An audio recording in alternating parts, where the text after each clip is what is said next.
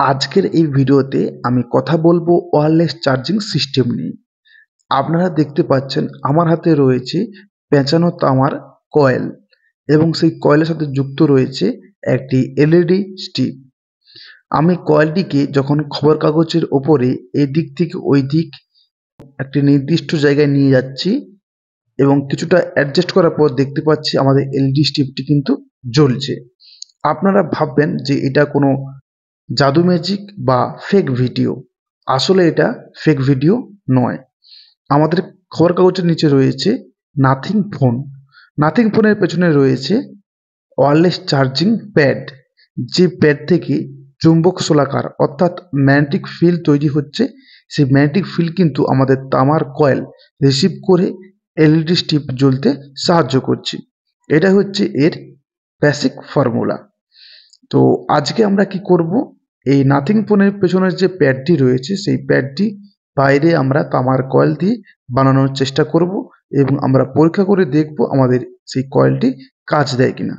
তো নমস্কার বন্ধুরা, আপনারা আছেন সবার প্রিয় আল্ট্রা আইডিয়া চ্যানেল আর আমি সঙ্গে রয়েছি বোম্বা।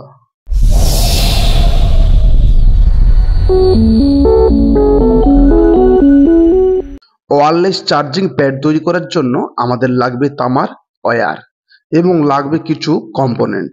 তো কম্পোনেন্টের কথা আমি পরে বলছি। এখন আমরা তামার ওয়্যার নেব এবং তামার ওয়্যারকে রাউন্ড শেপে আমরা পেঁচে নেব। এখানে যে বেসিক ফর্মুলা ইউজ করব তা হলো 15-0-15, অর্থাৎ 15 ফের আমরা রাউন্ড শেপে পেঁচে নেব, তারপর একটি লুপ রাখবো, আবার আমরা 15 ফের পেঁচে নেব। তো ঠিক এইভাবে আমাদের তিনটে পয়েন্ট হয়ে দাঁড়াবে। তো এই তিনটে পয়েন্ট কিন্তু আমাদের কম্পোনেন্টের সাথে সংযোগ হবে।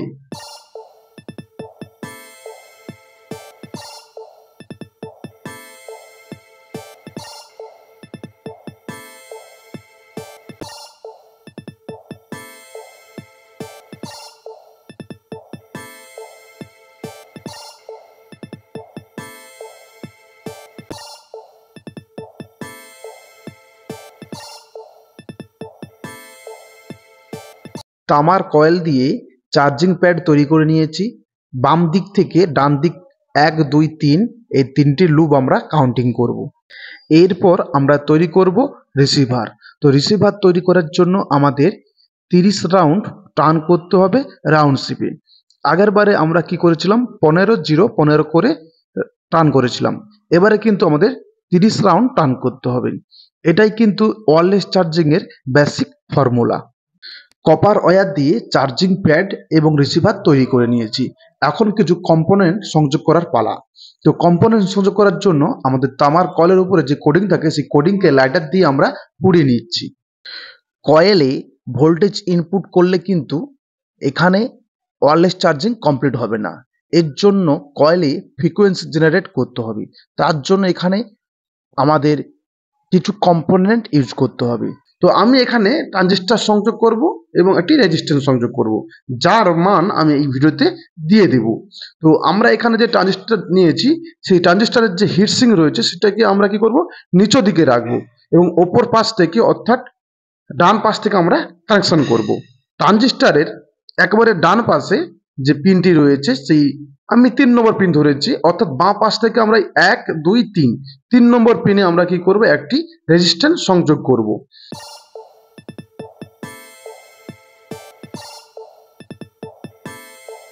এবং কয়েলেও আমি যদি বাম পাশ থেকে 1, 2, 3 এই তিনটে পিনকে আমরা যদি সংযোগ করি তো কি করব, 3 নম্বর কয়েলের পিনটিকে আমরা কি করব, রেজিস্ট্যান্সের পেছনে সংযোগ করব এবং 2 নম্বর অর্থাৎ যে মাঝের লুপটি এর থেকে আমরা কি করব, একটি পজিটিভ ওয়্যার অর্থাৎ রেড ওয়্যার আমরা সংযোগ করে দেব।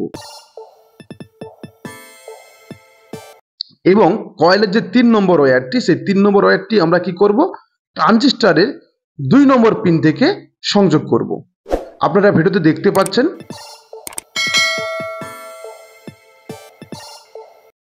এখানে আমরা ট্রানজিস্টরের ফার্স্ট পিনে একটি ব্ল্যাক ওয়্যার সংযোগ করে দেব।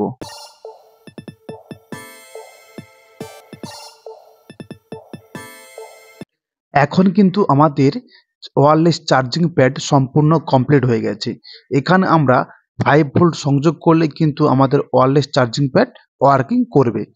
আমি এখানে 5 ভোল্ট ইনপুট দেওয়ার জন্য TP4056 মডিউল ইউজ করেছি। আপনারা এখানে ডাইরেক্ট সংযোগ করলেও কিন্তু ওয়ার্কিং করবে। আমার কাছে সকেট ছিল না, তাই আমি এখানে TP4056 ইউজ করেছি।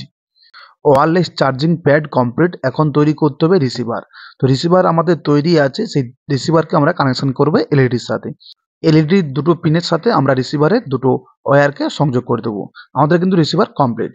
তো আমরা এখন টেস্ট করে দেখব আমাদের প্রজেক্ট ঠিকঠাক করে ওয়ার্কিং করে কিনা। তবে আমি এখানে বলে রাখি, আমি এখানে কিন্তু ট্রানজিস্টার ইউজ করেছি। আপনারা চাইলে রিলে বা আইসিরও ব্যবহার করতে পারবেন, তবে কানেকশন কিন্তু অন্যরকম হবে। আমরা দেখতে পাচ্ছি এলইডি কিন্তু এখানে জ্বলছে। আমাদের প্রজেক্ট কিন্তু একেবারে সঠিক, কিন্তু এলইডির যে লাইট, সে লাইট কিন্তু খুব কম, কারণ ছোট্ট একটি প্রবলেম হয়ে গেছে। আমরা এখানে কপারের ওয়্যারের জায়গায় অ্যালুমিনিয়ামের ওয়্যার ব্যবহার করেছি ভুলে। তো এর জন্য আমাদের কি হচ্ছে, এখানে যে ফ্রিকোয়েন্সি জেনারেট হচ্ছে তা তুলনামূলকভাবে কম, তার জন্য কিন্তু এই প্রবলেম হচ্ছে। তো আমি অন্য কোনো ভিডিওতে আপনাদের এই ওয়্যারলেস চার্জিং দিয়ে মোবাইল চার্জ করে দেখাবো। তো আজকের মতো এইটুকু, দেখাবে অন্য কোনো ভিডিওতে অন্য কোনো টপিক নিয়ে। আজকের মতো বিদায়।